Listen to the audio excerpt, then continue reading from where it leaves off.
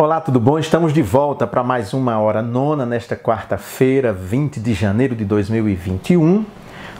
Um dia histórico porque hoje tomou posse nos Estados Unidos o presidente Joe Biden. Então, fim à era Trump.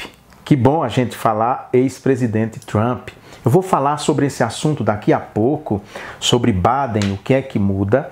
Antes disso, eu vou para um breve break de 15 segundos. E nesse tempo eu peço que, se você não é inscrito no meu canal, que você se inscreva. Logo vai aparecer um sininho, clique no sininho para você toda semana ser notificado quando nós entramos com conteúdo novo. Quarta e sexta-feira sempre tem coisa nova aqui. E aí você também dê uma like, nos ajude e compartilhe esse vídeo, tá bom? 15 segundos eu volto, já já.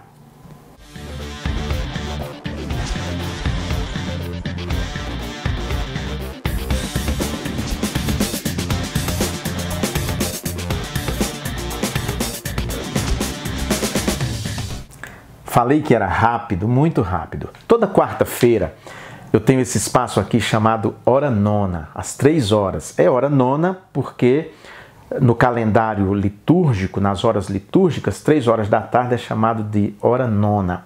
Era nesse horário, lá no Templo de Salomão, no segundo templo, que os animais eram sacrificados pelos sacerdotes, tá bom?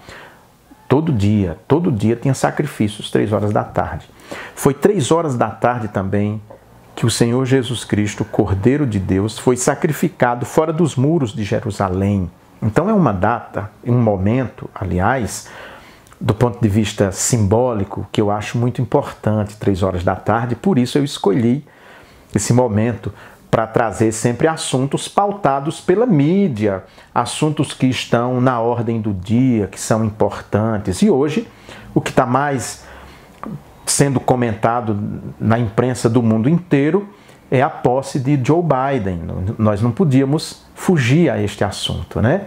Claro que a minha visão é uma visão um tanto diferente da maioria, a minha cosmovisão. Eu busco uma cosmovisão bíblica.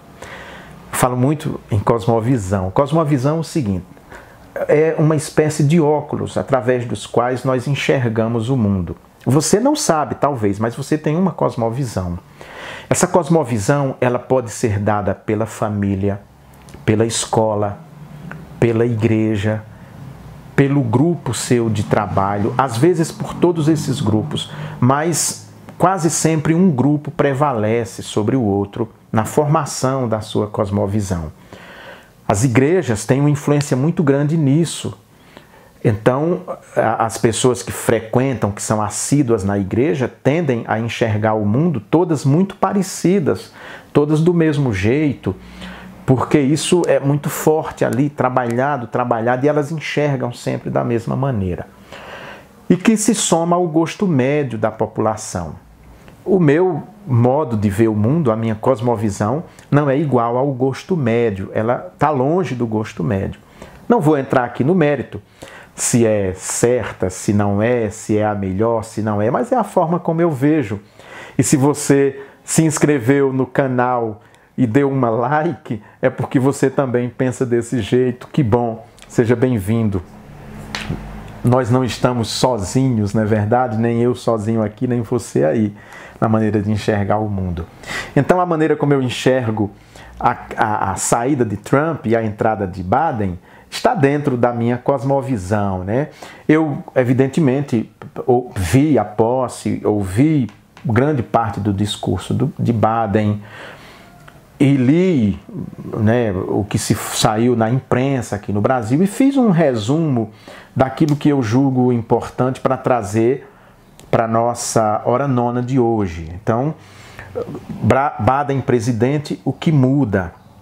Pela primeira vez na história dos Estados Unidos, a ameaça interna de ataques resulta em um esquema inédito de segurança para a posse de um presidente, de modo a isolar completamente a cerimônia do público. Vejam bem, os Estados Unidos sempre tiveram muito medo de inimigos externos. Por isso que a CIA fica aí bisbilhotando o mundo inteiro, né? Entrando como aqui no Brasil, quando Dilma era presidente, foi espionada, né, pelos Estados Unidos. A gente sabe disso. O próprio Biden, na época, trouxe produtos de espionagem dos Estados Unidos na época da ditadura militar. O que, para mim, foi risível da invasão do Capitólio, além de parecer risível, aqueles caras vestidos de touro, uma coisa parece saída de um filme da Idade Média, ou um pouco antes das invasões bárbaras, foi o fracasso do serviço secreto interno americano, que não conseguiu detectar que naquele dia o Capitólio seria invadido por aquele bando de extremistas de direita que foram insuflados pelo discurso de Donald Trump, que não aceitou a sua derrota. Ô, meu amigo, você perdeu, bye bye, tchau, tchau, né? Agora você é ex-presidente, não adiantou. Trump esperneou, disse que tinha havido fraude, entrou na justiça, fez pressão, mas não teve jeito, venceu a democracia. Aliás, Biden disse isso, nossa democracia venceu, e venceu mesmo. Num país como o Brasil tinha dançado, mas lá não. Os militares são fiéis à Constituição e não ao perverso de plantão, como é aqui no Brasil. As Forças Armadas são uma vergonha, estão fazendo um papel vergonhoso agora, né? O general, eu servi o Exército e sei como mentiroso era tratado no Exército brasileiro. Hoje a gente tem um general de Exército, ministro mentiroso, mentindo, todo dia mente e a imprensa vai e mostra que ele mentiu.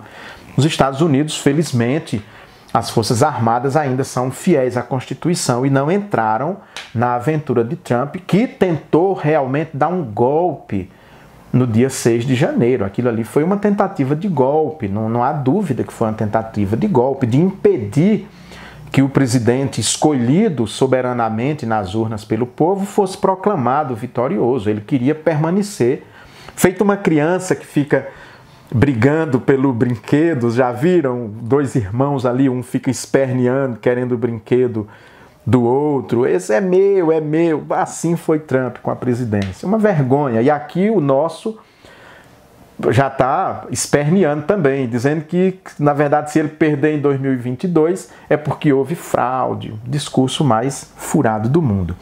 Fato é que lá fez um sistema de segurança enorme, tem mais militares hoje em Washington, D.C., do que no Iraque, na Síria juntos, para você ter ideia. Um aparato militar assim, muito forte para impedir que houvesse outra tentativa de invasão daquele ambiente que pudesse manchar a democracia americana, que foi manchada, né? O que houve ali, o que Trump fez, foi digno desses filmes americanos mostrando as republiquetas do terceiro mundo, como é que seus líderes se comportam querendo ficar no poder a todo custo, né? É muito interessante o próprio Trump ter reconhecido Guaidó e não Maduro, né? Na verdade, ele quis dar uma de Guaidó, né? Querer se proclamar presidente tendo perdido, né? Então, aquilo que eles condenam em outros países, Trump tentou fazer lá. Então, se não bastasse essa grande crise por causa da pandemia, teve esse problema que, de certa forma, tirou o brilho da posse. Em vez de gente, tinha bandeira nas cadeiras. Se você não viu, vai ver seguramente ainda na internet ou na televisão. De maneira que Joseph Biden, ou Joe Biden, de 78 anos, assumiu a Casa Branca, hoje aqui no horário de Brasília, no início da tarde, e Kamala Davis, de 56 anos, se tornou a primeira mulher negra a ocupar a vice-presidência. Isso é simbólico, tá? É simbólico isso. Nós já tivemos um presidente negro nos Estados Unidos, Biden era vice dele, e agora a vice-presidente é negra e mulher. Isso vai ser importante. Eu vou falar um pouco sobre políticas raciais nos Estados Unidos daqui a pouco. E esse fato aqui é relevante para a gente analisar as mudanças que seguramente vão acontecer nessa área, o que nós esperamos, né? Então ele foi o 46º presidente a assumir a presidência da República, né, lá no Capitólio, fez o seu juramento, uma cerimônia muito bonita, sem o brilho da presença do povo em massa, né? Sem as representações diplomáticas do mundo inteiro, presidentes do mundo inteiro, como geralmente tinha. E tudo isso não foi possível por causa da pandemia do novo coronavírus. Donald Trump, do Partido Republicano, foi o quarto presidente dos Estados Unidos a não comparecer à posse do seu sucessor em 156 anos, se eu não me engano.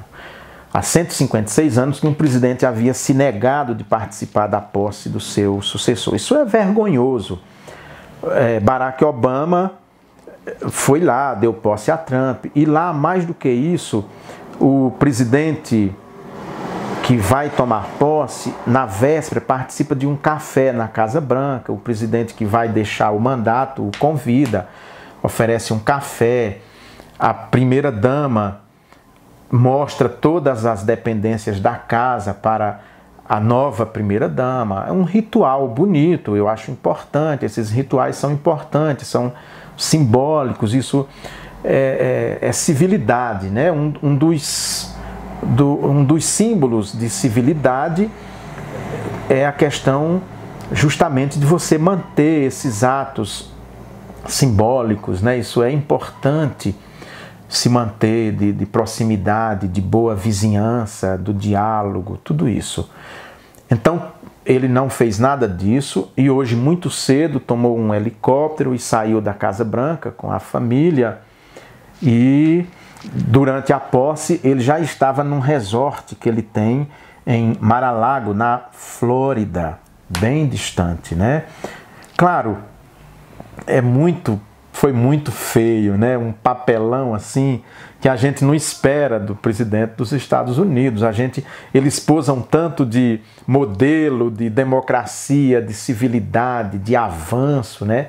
Mas se mostraram na pessoa de Trump, de todo o grupo que o apoia, um país mesquinho, ridículo, retrógrado, que tensiona, que nega a ciência, que nega a pandemia, que quer dar um golpe, inclusive, na democracia. Algumas medidas anunciadas por Biden durante o seu discurso são importantes. Claro que, do ponto de vista da política econômica externa, isso não vai ter muita mudança, porque o presidente dos Estados Unidos vai sempre defender os seus interesses, lógico. E qualquer presidente vai sempre defender os interesses do seu país, claro. Está errado? Claro que não, ele está certo. Também o presidente brasileiro devia defender os interesses econômicos do Brasil e não ser lambe-botas de Trump, né? Então, algumas medidas importantes, né? A nova agenda de Biden será marcada por defesa da democracia, direitos humanos e meio ambiente. Esses 3 pontos foram massacrados durante o governo Trump, quase reduzidos a zero. Aumentou muito a questão racial. Nós vimos a morte daquele negro. 2 negros foram mortos covardemente, né, pela polícia branca americana. O povo foi para as ruas. Isso trouxe de volta, né, o medo daquilo que a Ku Klux Klan fez no século passado, matando os negros. Então, simbolicamente, e mais do que isso, politicamente, é muito importante que Biden retome essa questão da defesa da democracia, do meio ambiente e dos direitos humanos, né? O meio ambiente é algo importantíssimo. Nós sabemos que os Estados Unidos não são nenhum modelo nessa área, mas é importante que se mantenha dentro da agenda do presidente a defesa do meio ambiente, senão tudo vai acabar muito antes do que a gente imagina. Biden anuncia também a volta para a Organização Mundial de Saúde e promete fazer parte da aliança de vacina COVAX. Vejam bem, Trump é um negacionista, o ex-presidente. Então, houve grandes dificuldades nessa área da ciência, da pesquisa. Ele estava num processo de rompimento total com a Organização Mundial de Saúde, que é vinculada à ONU, assim como o Brasil, né? Como o presidente brasileiro era lambe-botas do Trump, ele imitava tudo. Então, Isso é muito sério, é muito sério. A Organização Mundial de Saúde tem uma importância muito grande como um órgão regulador, digamos assim, né, para o mundo inteiro, que está ali alertando sobre questões relevantes quando a vida humana, principalmente, está em risco. O novo chefe da diplomacia americana rejeita projetos de revisão de direitos humanos e abandona temas religiosos em sua pauta. Isso que para mim é importantíssimo. Eu sou pastor, vocês sabem disso, da Igreja Presbiteriana. Mas vejam bem, quando entra esse discurso religioso, ultraconservador, neofundamentalista, isso é terrível. Olha o que acontece, por exemplo, nos países islâmicos, onde é teocracia. É um inferno aqui na Terra.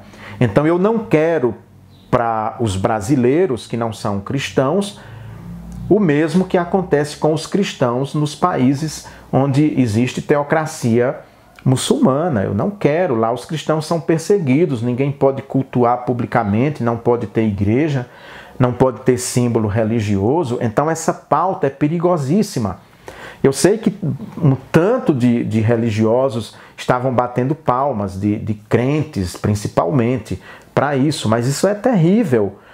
As teocracias têm se mostrado sempre totalitárias, genocidas e assassinas. Tem sido assim, tem se usado o discurso religioso para matar.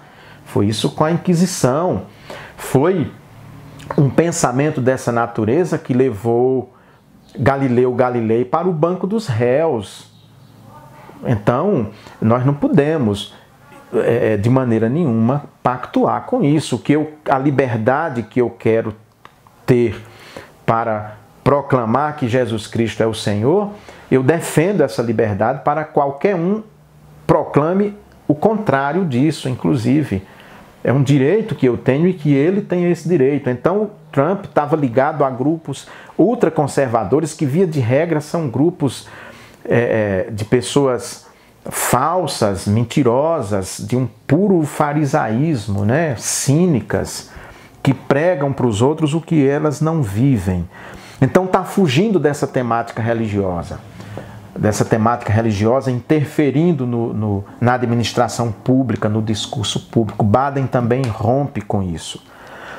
O governo de Biden sinaliza que vai se afastar das alianças formais e informais que tinham sido criadas entre Trump e Jair Bolsonaro, presidente do Brasil.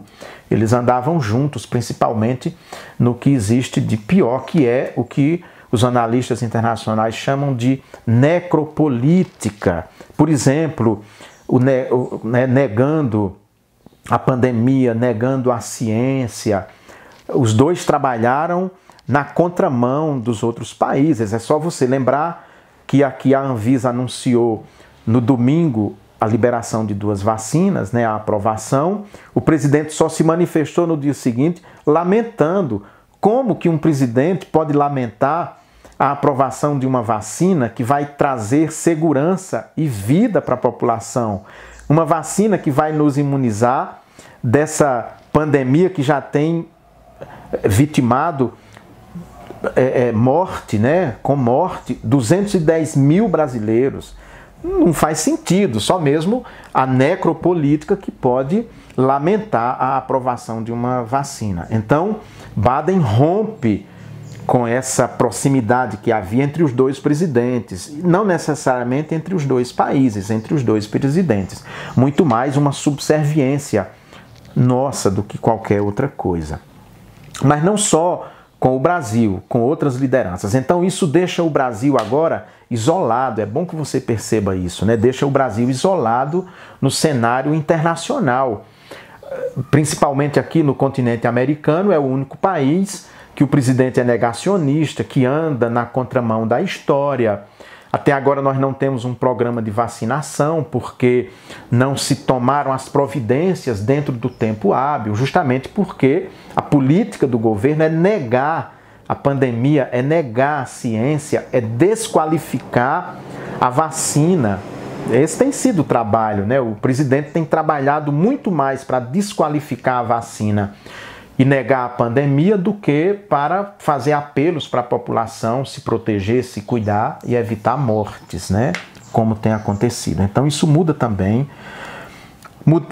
E com todas as políticas ultraconservadoras dessa pauta também religiosa, neofundamentalista. Para o meio ambiente tem algumas questões que são interessantes, né? O retorno ao Acordo de Paris para o clima. Os Estados Unidos também estavam rompendo completamente. Como eu falei, embora não seja um modelo, mas é importante que se assinem tratados internacionais, é importante que se crie uma pauta comum para a proteção do clima. Aqui no Brasil, por exemplo, durante esse período de Jair Bolsonaro, o que foi devastado foi muita coisa, não foi pouco não. A gente vendo o Pantanal pegar fogo e o presidente negando, dizendo que não era verdade, né? Que, aliás, uma das questões, tanto de Trump, desses grupos, quanto daqui, é mentir, né? Agora a gente está vendo aí, eu servi o Exército em 84 e me lembro que uma das questões assim sérias que o RDE, o Regulamento Disciplinar do Exército, condena é mentira. Militar não pode mentir. E nós temos aqui um ministro da Saúde que é general de Exército mentiroso, o cara mentindo publicamente, né? E a imprensa provando que ele mentiu sobre a questão da pandemia, de tratamento precoce. Ele disse que não tinha dito tratamento precoce, era atendimento precoce.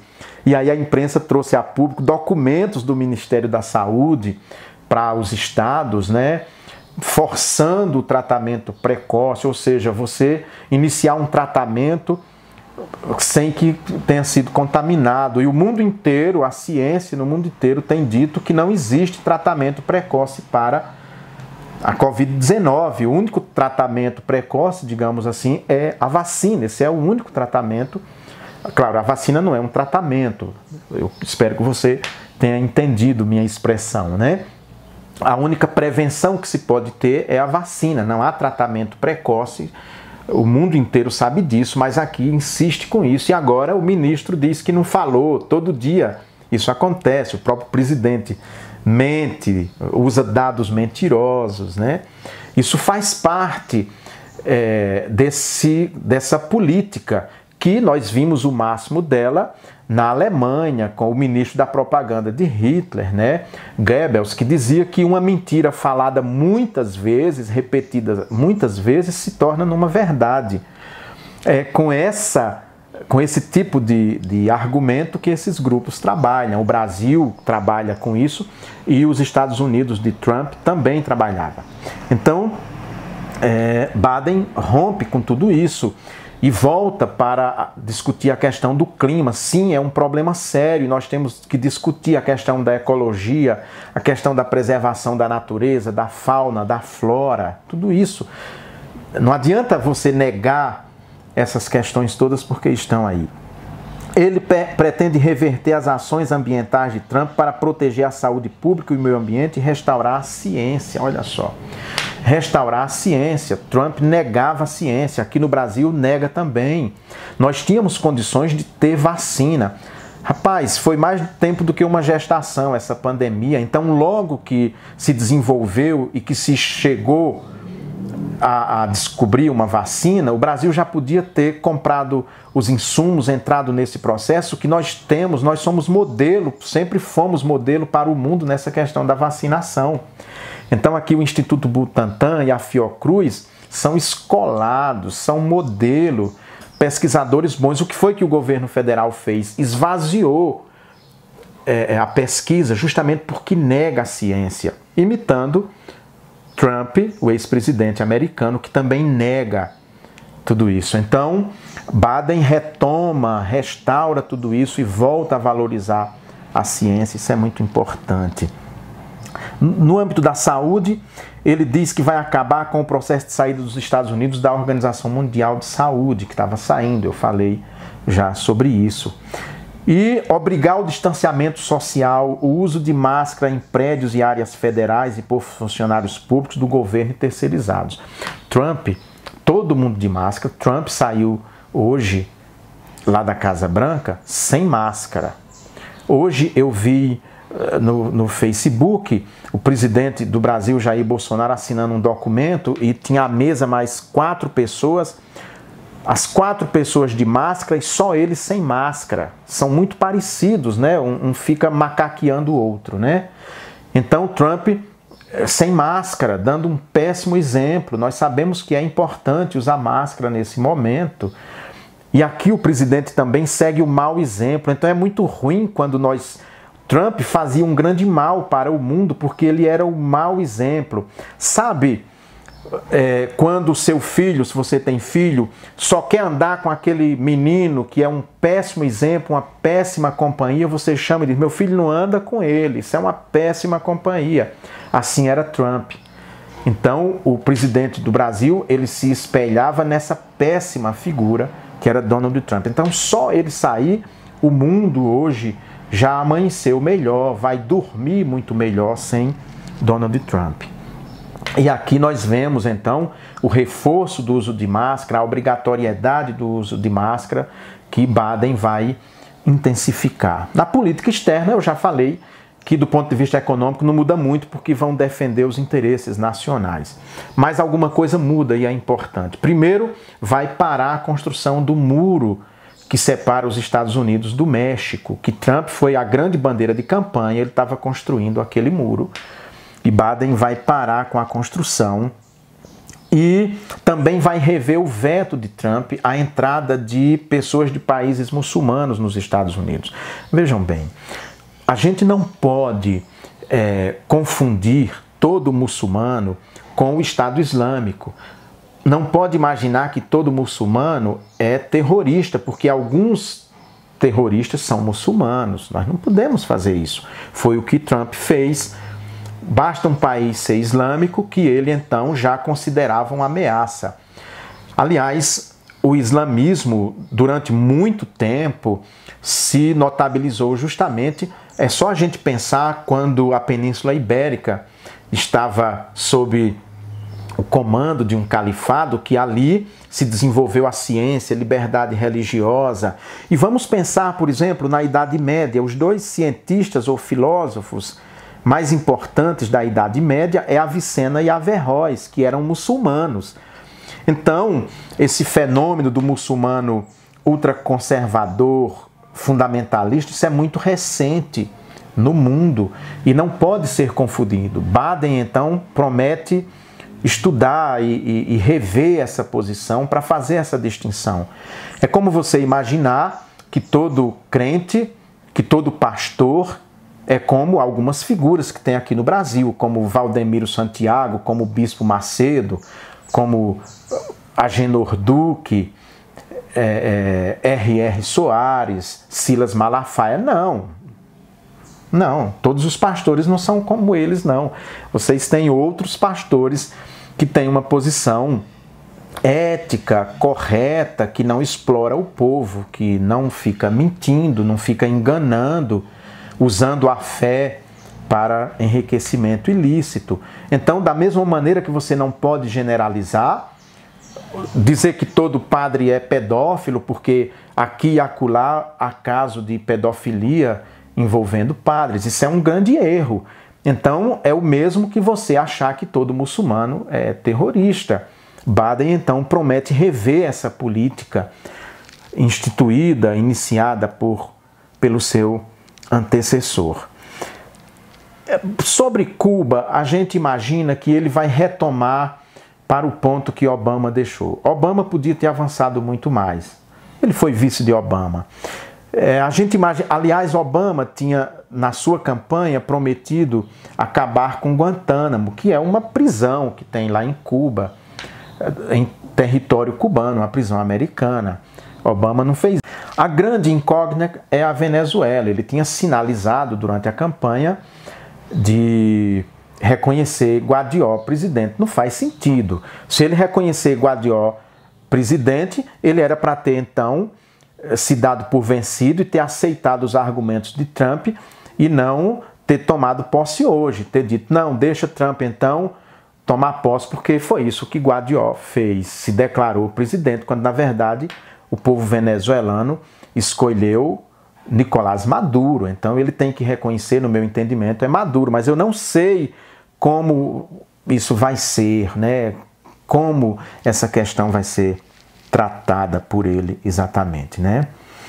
Na economia interna ele fez algo interessante, que foi estender a moratória por despejo até 31 de março. Um dos grandes problemas dos Estados Unidos decorre de financiamentos para a casa própria. O país tem uma crise muito grande por causa disso, né? Um déficit público enorme, dívida interna. As pessoas fazem suas casas mediante financiamento e não dão conta de pagar. Então ele vai rever esses contratos. E também a questão de pagamento de financiamento estudantil até 30 de setembro. Nos Estados Unidos o ensino superior é todo privado, né? Então os estudantes fazem financiamentos no governo para poder pagar a faculdade, e aí também está tendo problema, dificuldade com essa crise econômica, né? E aí outras medidas interessantes, né? O lançamento de uma série de iniciativas governamentais para promover a igualdade racial. Vejam bem, Biden foi vice de Obama, primeiro presidente negro, e ele escolheu para sua vice uma mulher negra, que é a primeira mulher a ser vice-presidente e o primeiro vice-presidente não negro da história, né?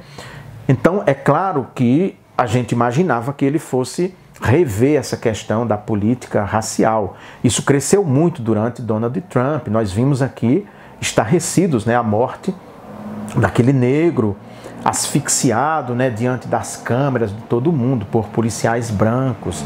Essa é uma questão delicada nos Estados Unidos e precisa ser revista, tratada com cuidado, tratada com muito com muito rigor para coibir essas ações de racismo. Isso é importante. Então, simbolicamente, isso reflete no Brasil, porque o Brasil, o presidente ficava imitando Trump, agora ele ficou sozinho, ele não tem a quem imitar, a não ser a ele mesmo, né?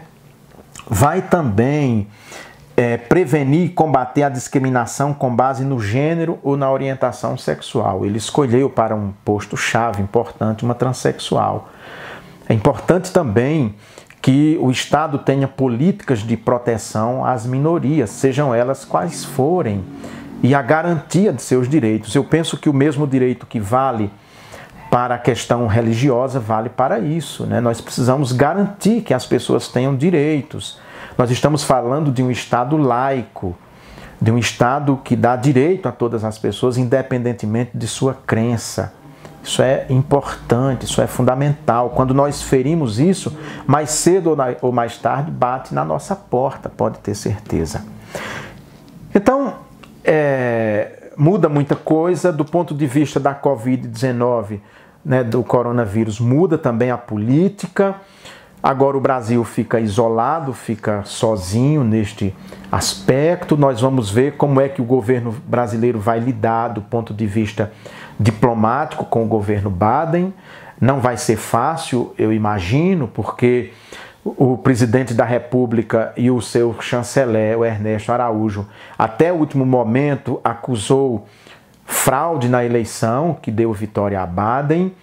O Brasil foi um dos últimos países a reconhecer a sua vitória, só o fez quando já não era mais politicamente importante. Então, isso pode trazer problemas inicialmente, mas vai depender muito da diplomacia. Já existe aqui no Brasil uma pressão muito grande para que haja a troca do diplomata, que saia o Ernesto Araújo, que é ligado ao grupo ideológico do governo, que tem como guru aquele astrólogo que mora lá nos Estados Unidos e que influencia muito o governo. É esse grupo também que comanda o gabinete do ódio, de onde provém 99% de todas as fake news que rodam no Brasil a respeito de política e também da questão do coronavírus. Deve mudar também a questão do negacionismo, de negar a pandemia, negar a ciência, desqualificar a vacina, porque aí perdeu-se a referência, né? Perdeu-se o referencial, e nós sabemos que a teoria do desejo mimético é implacável nesse aspecto. Nós estamos sempre a imitar as outras pessoas, depende de quem nós escolhemos. Paulo, o apóstolo, diz que nós devemos imitar a Jesus, o Cristo, e eu concordo com ele. Se nós tivermos de imitar alguém, que seja ao Senhor Jesus, e não ao pai da mentira, aquele que espalha mentira e fake news. Ele, na verdade, está imitando o pai da mentira e não o Senhor Jesus Cristo. É por aí. E aí nós ficamos já com essa nossa live, convidando você para curtir, para se inscrever no canal, se você não é inscrito, compartilhar. E até quarta-feira que vem com mais uma A Hora Nona. Tchau, tchau.